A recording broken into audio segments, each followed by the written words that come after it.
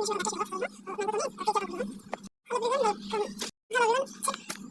Everyone, welcome back to Ashwika vlogs. ఇవాళ నేను మ్యాంగోతో cake చేయాలనుకుంటున్నానండి.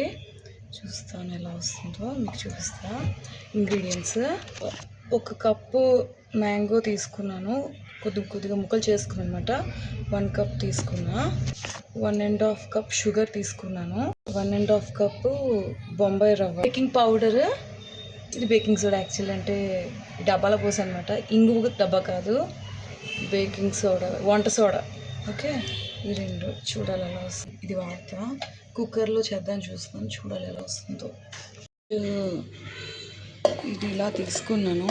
Mango ముక్కలు అండ్ షుగర్ అన్నీ యాడ్ చేసేస్తున్నాను. చూడాలి ఎలా వస్తుందో.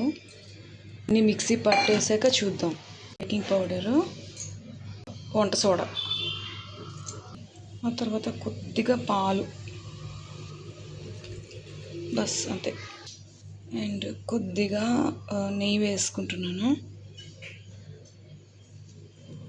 అంటే ఆయిల్ బదులు నేను నెయ్యి వాడుతున్నా.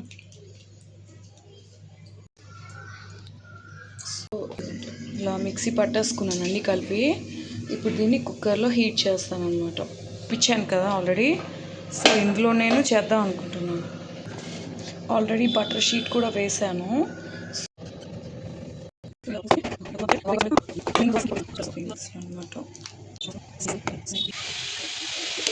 అండి 30 మినిట్స్లో కనీసం ఒక 5 టైమ్స్ అని చూసుంటాను ఎలా అయిందో ఏంటని.